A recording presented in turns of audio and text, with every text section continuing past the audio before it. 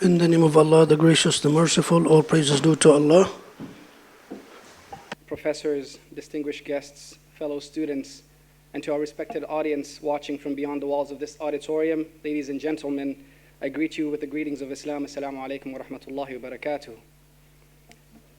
I'm going to remind myself to not speak so fast. I've been told that I speak fast, so I'm going to try to purposefully slow my speech a bit. And for once, I also want to say I'm very happy to be at an event where I am not the MC.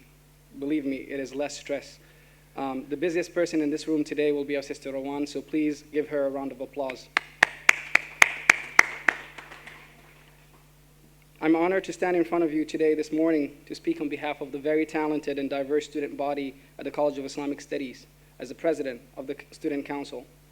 Personally, it's a humbling experience to address to you after our beloved Dean, Dr. Imad al-Din has already spoken, and just before the keynote speaker, Sheikh Abdul Fattah Moor, hafidhahullah. The Student Council at the College of Islamic Studies strives to foster a close-knit and active community, promote and represent and resolve the students' concerns, and also to act as their voice when we're speaking to the administration and the upper management. But as well, we want to enrich the graduate and academic and social experience for 2 years that we're here. Here at the College of Islamic Studies, we have students hailing from all corners of the globe, from Siberia to Singapore, from Mexico to Uzbekistan, from Uganda to Germany, from the United States to Ghana, and the list goes on.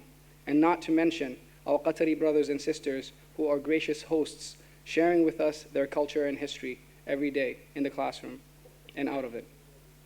All of these individuals and all of these backgrounds not only bring different perspectives to the discussions that are ongoing in the classrooms, but also to our own personal growth and development. Here, we have future ethicists, future leaders and visionaries, future scholars and academics in the making. We have students who are volunteers on local projects in Education City, teaching Arabic to workers, and also we have students who have activated their humanitarian spirit and gone overseas, for example, most recently to Bangladesh and to Jordan to deliver humanitarian aid to our brothers and sisters that are currently refugees.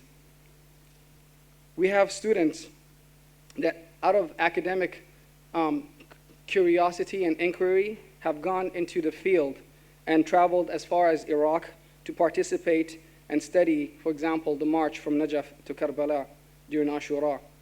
Students who, with their academic prowess, have co-published articles with professors and have even presented at international conferences. We're proud to even have 2 of our very own presenting today.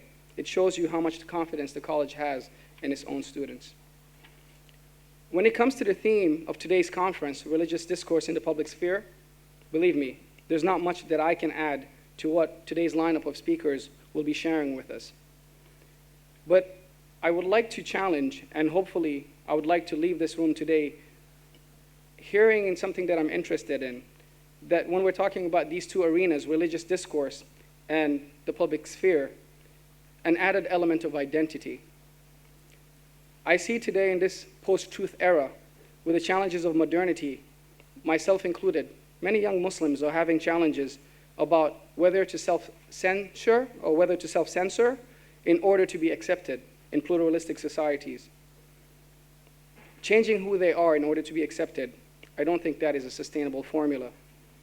During the civil rights struggle in the United States, 2 great men, the Reverend Dr. Martin Luther King and Al-Hajj Malik Shabazz, also known as Malcolm X, spoke to the national conscience of America through religious discourse in the public sphere. They did it through different ways, but they didn't change their true selves. They challenged the society to rise to a higher level. In his last speech before he was assassinated in Memphis, Dr. King said, "And whenever men and women straighten their backs up, they are going somewhere, because a man can't ride your back unless it is bent." Our Prophet ﷺ teaches us that those who do not thank people do not thank Allah. Since many of us will be graduating this year, I'd like to take this opportunity to give a vote of thanks. First of all, to Her Highness Sheikh Moza for the vision to create Education City and advocate for education locally, regionally, and globally.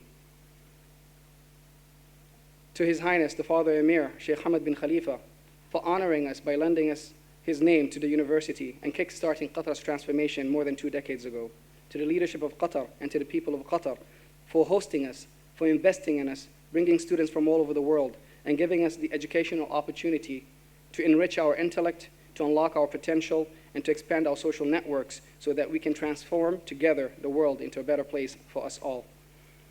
I'd like to also give thanks to our Dean, Dr. Imaduddin Shaheen. We thank you for championing our cause. To our esteemed professors, we can never repay you for the knowledge and the wisdom you have imparted on us. Everybody else works behind the scenes, from the admissions to finance and support staff, who work tirelessly behind the scenes. Our educational experience wouldn't be complete without you. Last but not least, I also want to thank my fellow council members in the Student Council for being patient and working together as a team to support the needs of our fellow students. If you are in this room, please stand to be recognized. I'm reminded right now of a dear professor of ours who has taught me and my peers much, a man whom you all know, who used to end his lectures with us by saying the following words: "Don't forget to tell the people who you love that you love them." Wallahu a'la wa a'lam wa ahkam. Thank you for listening and enjoy the conference.